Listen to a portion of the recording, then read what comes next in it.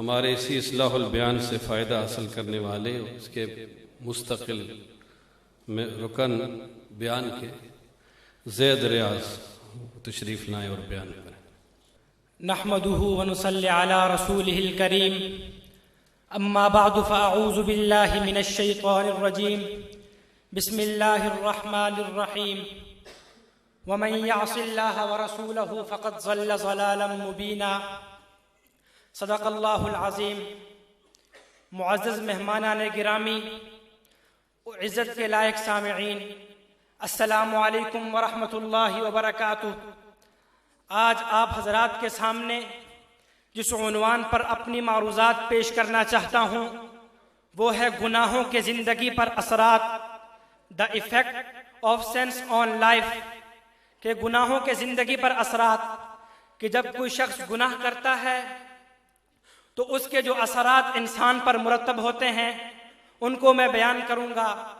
معزز سامعین، جب کوئی شخص گناہ کرتا ہے تو اس گناہ کا ایفیکٹ دو طرح کا ہوتا ہے۔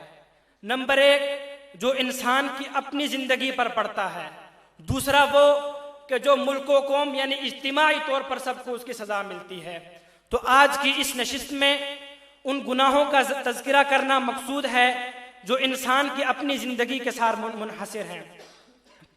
پہلا نقصان، آپ صلی اللہ علیہ وسلم نے فرمایا جب کوئی شخص گناہ کرتا ہے تو اس کے دل پہ سیاہ نقطہ لگ جاتا ہے۔ اگر وہ گناہ سے توبہ کرتا ہے تو وہ سیاہ نقطہ دھل جاتا ہے، لیکن اگر توبہ نہیں کرتا، گناہ پہ گناہ کرتا چلا جاتا ہے تو دل کالا ہو جاتا ہے۔ اللہ رب العزت نے ارشاد فرمایا کلا بل ران علی قلوبہم ما کانوا یکسبون۔ دوسرا نقصان یہ انسان شیطان کا قیدی بن جاتا ہے۔ اللہ رب العزت نے ارشاد فرمایا وَمَن يَعْشُ عَن ذِكْرِ الرَّحْمَنِ نُقَيِّضْ لَهُ شَيْطَانًا فَهُوَ لَهُ قَرِينٌ۔ اور جو شخص ان شیطان کا قیدی بن جائے تو اللہ رب العزت نے ارشاد فرمایا وَإِخْوَانُهُمْ يَمُدُّونَهُمْ فِي طُغْيَانِهِمْ يَعْمَهُونَ، پھر شیطان اس کو سرکشی کی طرف کھینچتا ہے۔ تیسرا نقصان یہ ہوتا ہے کہ بندہ اللہ رب العزت کے ہاں اپنی قدر گنوا بیٹھتا ہے۔ آپ صلی اللہ علیہ وسلم نے ارشاد فرمایا تم نافرمانی سے بچو، کیونکہ نافرمانی کی وجہ سے اللہ کی ناراضگی آ جاتی ہے۔ ظاہر سی بات ہے جس شخص سے اللہ رب العزت ناراض ہو جائیں تو اس کی اللہ کے ہاں کوئی قدر نہیں رہتی۔ چوتھا نقصان یہ ہے کہ برکت ختم ہو جاتی ہے، نہ رزق میں برکت، نہ عمل میں برکت، نہ علم میں برکت، نہ مال میں برکت، ہر چیز میں برکت ختم ہو جاتی ہے۔ پانچواں نقصان، علم سے محرومی۔ گناہ کرنے کی وجہ سے انسان علم سے محروم ہو جاتا ہے۔